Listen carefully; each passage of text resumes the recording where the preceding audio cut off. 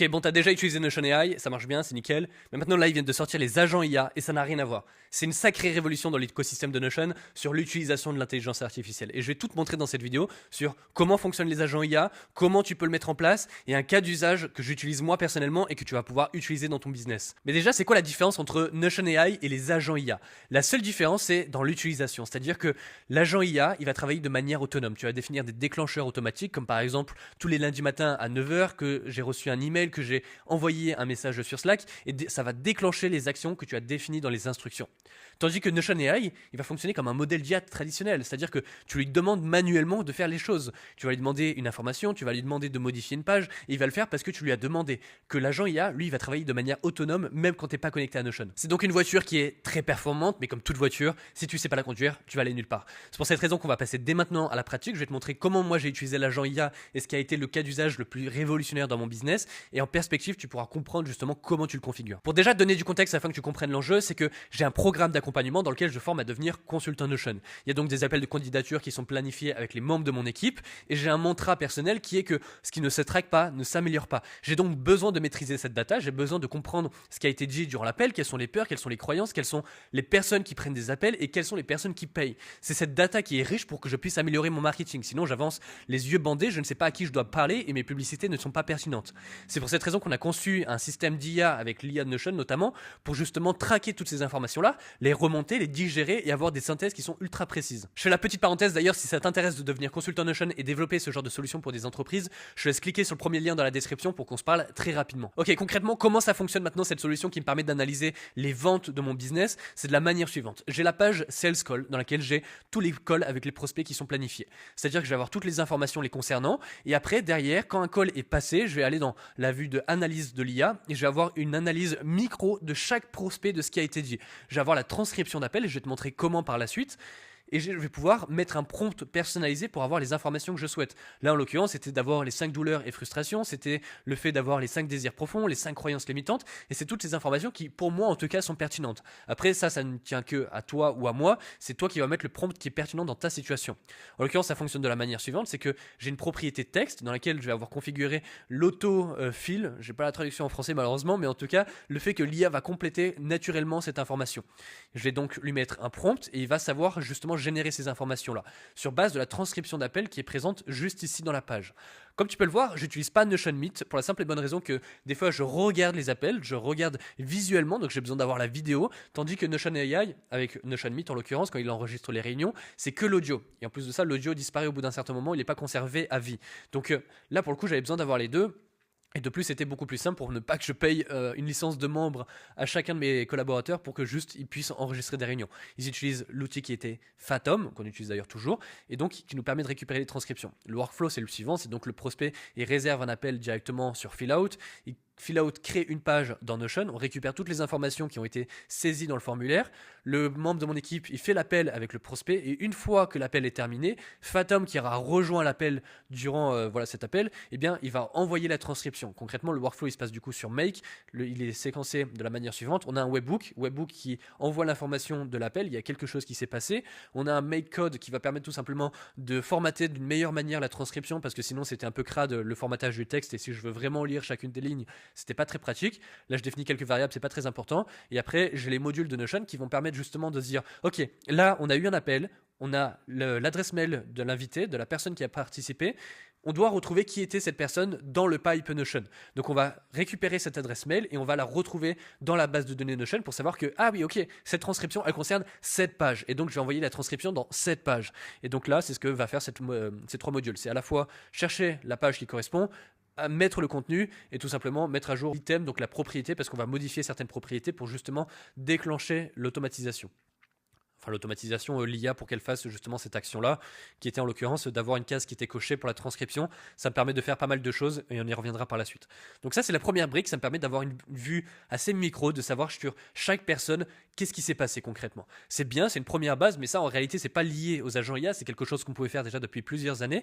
Là où maintenant l'agent IA est pertinent pour moi, c'est que j'ai créé Analyst Sales. En parallèle, il a à la fois les charges, il sait combien je dépense en publicité sur Meta, combien je dépense sur Stripe, mais bref, tous mes outils, et j'ai à la fois les paiements.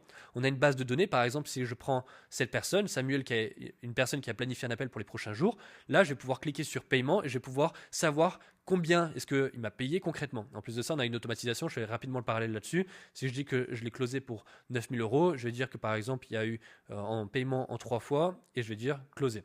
Ici, ça va me créer mes 3 pages avec chacune des échéances juste ici. Comme ça, moi, ça va me permettre de faire un tracking sur ça. Alors, je me permets, c'est un peu chiant, mais j'ai quand même envie de bien supprimer les informations. Comme ça, au moins, il n'y aura pas de surprise lorsqu'on va vraiment faire cet appel et on ne croira pas qu'on l'a vraiment closé à 9 000 euros. Donc, pour en revenir à notre agent IA, comment ça fonctionne? Comme tu peux le voir sur la barre latérale, on a maintenant les agents. Comme tu peux le voir d'ailleurs, pour faire la petite parenthèse, ils sont en bêta jusqu'au 4 mai. Ça veut dire que pour l'instant, tu ne payes pas, c'est gratuit en quelque sorte. Mais à partir de cette date-là, ça va nécessiter des crédits. C'est quelque chose qui est nouveau sur Notion. C'est-à-dire que les personnes qui ont le plan business et entreprise, c'est réservé à uniquement eux, ils pourront acheter des crédits. Donc, c'est pas inclus dans ton plan business. C'est aussi ça la différence avec Notion AI. Il y a des amis à moi, des fois, ils m'ont écrit, ils m'ont dit, mais pourquoi ils me parlent de crédit? Je paye déjà le plan business et normalement, on est limité. Oui, c'est en est limité quand tu utilises l'IA de Notion qui est traditionnelle. C'est le modèle de Gemini, de Claude, c'est la même Gemini, Claude et ChatGPT. Et là, tu vas pouvoir faire des questions-réponses comme tu l'utiliserais très classiquement sur ChatGPT. Là, c'est en est limité, donc ça c'est avantageux en plus de ça quand tu vois des fois les limitations de Claude. Mais là, pour les agents IA, en l'occurrence, ça va nécessiter des crédits pour qu'ils travaillent de manière autonome. Pour donner une fourchette d'idée, ça coûte 10 $ pour 1000 crédits. Et là, en l'occurrence, sur celui que j'ai créé, on va voir justement comment ça a consommé. Comme ça, moi, je te donne un peu un aperçu si tu veux vraiment le mettre en place au vu du coût. Là, sur ce mois-ci, on a eu 152 crédits qui ont été utilisés. Mais c'est pas une grosse période parce que tout simplement, on a fait quelques modifications dans notre décision de fonctionner. Bref, donc on a utilisé moins de crédits, on a eu moins de calls et c'était normal. Donc là, sur le mois précédent, où c'était un mois plein, par exemple, j'ai utilisé 1480 crédits. Donc sur un mois, ça m'aurait coûté un peu plus de 10 euros parce que 10 $ égale 1000 crédits, plus ou moins, c'est assez récent, donc les prix ne sont pas toujours ultra clairs non plus. Bref. Revenons au sujet de cœur, c'est donc l'analyste sales. J'ai mis plusieurs configurations que je vais te présenter dans quelques instants, mais concrètement, qu'est-ce qui fait cet agent IA? Tout simplement, quand on revient sur mon sales call, tout simplement, je vais avoir à la fois les calls, je vais avoir les paiements, les charges, bref, il va savoir concrètement ce qui se passe dans mon business. Il a la data. Maintenant, moi, ce que j'ai envie de savoir, c'est concrètement comment est-ce que je peux interpréter tout ça? Parce que évidemment, je ne vais pas m'embêter tous les matins à regarder chacune des informations dans une base de données, d'aller dans l'autre, de comparer à la semaine précédente, etc. Non, je n'ai pas que ça à foutre de mettre des filtres de partout. Je veux juste l'information et avancer. Donc, je crée des rapports dans lesquels il va justement me mâcher ce travail. Il va aller regarder toutes les informations que je lui ai demandées et il va me créer un rapport. Donc, chaque semaine, comme tu peux le voir, lundi matin à 9 h, il me crée ce rapport, il m'envoie une notification, il me dit voilà, Théo, c'est prêt, check. Donc, on va prendre par exemple la semaine du 9, enfin la 9e semaine qui est donc du 9 au 15 mars. L'idée, c'est que dans un premier temps, je lui demande quels sont les chiffres. Donc, ça va pas être très important parce que ça, c'est propre à mon business. Et après, ça, c'est juste la transcription des prompts que je lui ai donné. Mais ça donne un peu des idées et un aperçu de comment ça peut se matérialiser. Donc, en l'occurrence, moi, je lui ai demandé de me mettre un aperçu de tous les chiffres. Les chiffres clés, en tout cas pour moi, de savoir combien de calls j'ai généré et versus la semaine qui avait précédé cette semaine-là, quelle était la variation? Est-ce que j'ai eu une évolution ou une baisse? En l'occurrence, je peux voir que j'ai eu 11% de plus que la semaine précédente. J'en ai eu 20, j'en avais eu 18.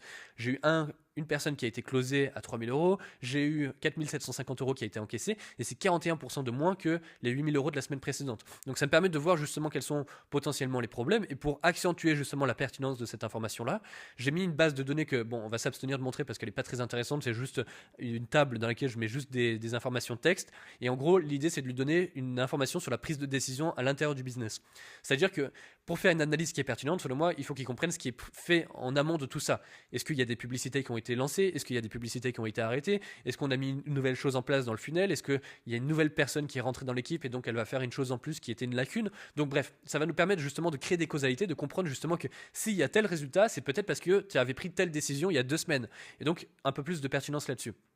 Donc là, il vient me faire une analyse globale, on va passer un peu là-dessus. Il va me faire les objections principales. Donc ça, c'est ultra intéressant parce qu'il va vraiment aller récupérer dans chacune des pages la transcription texte. Il va tout lire et il va me dire, ok, bah là, j'ai remarqué que dans 75% des appels, dans 3 en l'occurrence, il y a eu l'objection de c'est trop cher. Et après, on voit justement comment la personne qui travaille dans mon équipe, le closer, a traité cette objection-là en l'occurrence. Donc ça me permet justement d'avoir un œil, au lieu de regarder chacun des appels et passer 1 heure à regarder chacune des rediffusions, de savoir concrètement, ok, quelle est l'objection principale et comment elle est traitée. Et peut-être que je vais me rendre compte que justement, elle a mal été traitée et que c'est la raison pour laquelle je ne suis pas encore assez riche. Donc, en l'occurrence, voilà, il me montre ça, il me montre les croyances limitantes et l'avatar de ces personnes. Donc de savoir les objections principales, l'urgence, la tranche d'âge, ce qu'ils font, etc., etc. Bref, en fait, je veux tout savoir. J'ai besoin de comprendre la psychologie de ces personnes, j'ai besoin de maîtriser ma data pour être bon. Sinon, je suis pas bon parce que j'avance avec les yeux bandés. Donc ça, c'est l'output, c'est ce que ça me donne. Maintenant, comment est-ce que tu peux configurer la même chose? C'est assez simple. Il y a à la fois, donc comme je te l'ai montré, l'automatisation avec Fathom qui permet justement de récupérer la transcription. Parce que du coup, pour remettre bien du contexte, parce que peut-être que je l'exprime mal, mais Fathom, c'est un outil qui va se connecter à ton Google Meet, qui va enregistrer la vidéo et l'audio et qui va te générer des transcriptions et des résumés avec l'IA. Donc, moi, je l'utilise, mes commerciaux l'utilisent également, et de cette manière, je vais pouvoir envoyer l'information dans Notion. Point. Maintenant que j'ai cette information, l'IA, en l'occurrence l'agent IA, va travailler dessus de la manière suivante. Il y a les réglages, donc les réglages, c'est les différentes choses que tu vas configurer, c'est assez clair je pense. Il y a les déclencheurs. Les déclencheurs en fait c'est assez simple, c'est tout simplement à quel moment est-ce que tu veux que l'action se déclenche. L'action en l'occurrence que tu vas déclencher, c'est les instructions que tu as rédigées juste ici, et on va y revenir dans quelques instants. Donc moi les déclencheurs en l'occurrence c'est quand je mentionne l'agent IA dans la page directement, donc je peux aller dans n'importe où et je fais @analyst sales et il va suivre les instructions. Bon, dans mon cas précis, c'est pas très utile, je pourrais même le décocher en réalité. Moi, ce qui est important, c'est que toutes les semaines, le lundi matin à 9h, il fasse le travail que je lui ai demandé. Donc ça, c'est les déclencheurs qu'on peut avoir. On en a mais vraiment pas mal en plus de ça, c'est assez intéressant et j'imagine qu'il y en aura d'autres qui arriveront par la suite, mais c'est sur Slack, quand il y a un message qui est posté, une réaction qui a eu lieu, une page qui a été ajoutée dans une base de données, un événement qui a été créé, modifié, annulé. Quand c'est les mails, c'est un mail que tu as reçu, envoyé, ou les deux, ou alors qu'un tag a été ajouté. Donc bref, il y a des tags qui sont assez intéressants pour justement savoir à quel moment tu définis justement les actions qui sont les suivantes. Donc les instructions, en fait, c'est juste une page Notion qui est intégrée justement dans ton agent IA, dans lequel tu vas lui dire ce que tu veux faire concrètement. Donc moi, c'est assez long parce qu'en plus de ça, je voulais lui inculquer entre guillemets mes logiques et comment je voyais les choses. Donc là, pour le coup, c'est pas le truc le plus intéressant à te montrer parce qu'en soi, c'est propre à mon cas d'usage. Mais en fait, l'idée, c'est de lui donner concrètement ce que tu veux qu'il fasse. Il y a des moments où, par exemple, je lui montre à quel degré de design je veux. Je lui dis, ok, je veux que tu fasses un encadré où tu auras tel emoji, je veux que l'arrière-plan il soit gris parce que je suis un putain de psychopathe où je veux que ce soit vraiment beau et que ce soit vraiment comme je le souhaite en tout cas. Donc peut-être dictateur sur les fonds en fait. Donc l'idée c'était juste de lui donner un maximum d'informations pour que justement il comprenne comment je vois les choses et quelles sont les informations que je vais récupérer. Donc il sait quoi faire, il sait à quel moment le faire et il sait pas maintenant encore comment il doit, entre guillemets, le faire et à quel endroit. Il a besoin d'avoir ce qu'il appelle, lui, de son côté, des tools et des accès. Donc, l'idée, c'est tout simplement de lui donner accès aux différentes bases de données. Je peux lui donner accès à plus de choses, mais là, en l'occurrence, moi, j'avais juste besoin de lui dire, OK, tu as la base de données des rapports sales, donc là où tu vas créer les pages, là où il y a l'école, donc là où tu vas pouvoir lire les transcriptions, les paiements pour savoir justement combien on a encaissé, les charges pour savoir combien j'ai dépensé, et les décisions. C'est ce que je parlais il y a quelques instants pour justement qu'il donne un peu de la perspective sur des causalités en fonction de ce qu'on a fait. Et en plus de ça, ce qui est assez intéressant, c'est que tu vas pouvoir faire des connexions pour aller impacter d'autres outils. Par exemple, sur Slack, tu vas pouvoir envoyer des messages, répondre à des messages, etc. Donc, tu as vraiment pas mal de pluralité et c'est au-delà des outils qui sont présentés tels que Slack, Figma, GitHub, HubSpot et tous ceux qu'on peut connaître qui sont assez basiques. Maintenant, tu peux mettre les MCP. Les MCP, j'ai un peu du mal à l'expliquer, donc je vais peut-être pas trop m'aventurer là-dessus, mais en tout cas, c'est plus, entre guillemets, pour vulgariser avec mes mots, le dialogue entre les serveurs d'une application, en l'occurrence par exemple Notion, et par exemple, je dis une bêtise, Whoop, qui est un processeur de paiement. Là, on voit que Whoop, il n'est pas présent juste ici, tu as Stripe, mais tu veux peut-être utiliser Whoop. Whoop, ils ont un MCP également, tu vas connecter les deux. Vulgairement, c'est un peu l'équivalent d'une API, mais c'est pas tout à fait ça. Je vais pas trop m'étaler sur le sujet et j'ai pas encore tous les bons termes pour l'expliquer, mais en gros, ça permet de connecter d'autres outils entre eux, tout simplement. On choisit le modèle qu'on veut, donc là, voilà, tu as pas mal de choses, à la fois Gemini, à la fois Claude et à la fois ChatGPT. Moi, personnellement, j'ai quand même des préférences pour Claude, je trouve qu'il est un peu plus intelligent que ChatGPT en l'occurrence. Donc voilà, en termes de configuration, ce que je viens de te montrer, c'est ni plus ni moins que ça, c'est pas plus compliqué. Et je sais pas comment tu perçois l'information de ton côté quand tu regardes cette vidéo, mais personnellement, je trouve ça quand même assez incroyable. C'est-à-dire qu'il y a deux raisons. La première, c'est que techniquement, c'est littéralement à la portée de tous. Il n'y a rien à faire, c'est concrètement 3 actions. Tu définis ton déclencheur. Ça, c'est assez simple. Tu veux que ce soit lundi matin, bah, tu cliques sur lundi matin. Tu veux que ce soit un mail, bah, tu cliques sur que ce soit la réception d'un email. La deuxième chose, c'est tout simplement de créer les instructions. Tu rédiges les instructions. La seule difficulté ici, mais ça c'est comme avec toutes les intelligences artificielles, c'est que tu dois bien conscientiser ton sujet. Tu dois exprimer de manière claire ce que tu veux et comment tu veux que ce soit fait. Sinon, l'IA, naturellement, il va avoir des mauvaises informations et tu auras des mauvais résultats. Ça, c'est la deuxième chose. Et après, tu termines par lui donner des accès. Concrètement, il va se connecter à tes bases de données sur Notion. Il doit savoir lesquelles. Il doit pouvoir les modifier. Tu dois lui donner des permissions. Ça, c'est ultra simple. On ne parle pas des agents IA sur une 8N qui nécessitent des vraies compétences.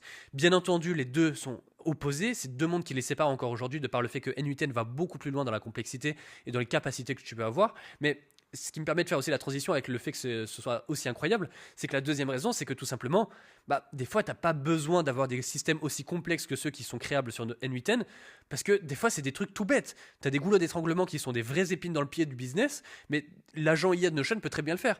Moi, par exemple, c'était une épine dans mon pied de ne pas savoir justement ce qui se passait dans ces appels avec mes prospects. Je ne savais pas. C'était mes membres de mon équipe qui savaient, et donc je devais leur demander des feedbacks. Sauf qu'il y a toujours un îlot qui sépare les équipes entre ceux qui sont sur le terrain et ceux qui ne le sont pas. Ceux qui sont sur le terrain, ils vont te donner des informations qui pensent les bonnes, mais pas qu'ils soient bons ou mauvais, mais naturellement, l'humain, il va oublier des informations, il va pas tout te donner avec précision, et ce que lui va penser comme pas très important, ce seront des informations qui seront cruciales pour toi, et que de par le fait que tu vas utiliser les agents IA de Notion, tu vas pouvoir avoir cette information de manière précise. Tu sais maintenant tout sur ce système, tu as les cartes en main pour le répliquer. Si tu as besoin d'approfondir le sujet, je te laisse me le dire en commentaire, comme ça me permettrait de savoir si c'est un sujet qui t'a intéressé ou pas. En revanche, si tu as une entreprise mais que tu n'as pas envie de passer des heures à bidouiller une solution qui va vite atteindre ses limites de par tes compétences, je te laisse cliquer sur le second lien dans la description, ça permettra de faire un appel avec moi directement pour qu'on puisse voir justement comment on peut structurer ton entreprise avec des solutions qui sont intelligentes et robustes. Donc je te laisse cliquer sur ce lien pour qu'on puisse faire un audit de ton activité. Et en revanche, encore une fois, si tu es consultant ou que tu souhaites le devenir, je te laisse cliquer sur le premier lien dans la description pour qu'on puisse justement t'accompagner à atteindre les 5 000 € par mois avec cette activité. En tout cas, qui que tu sois, je te remercie d'avoir écouté la vidéo jusqu'ici. Je te dis à très vite et tu connais la routine. Un like, un abonnement, ça peut toujours aider et c'est les bienvenus. Je te dis à très vite. Merci beaucoup.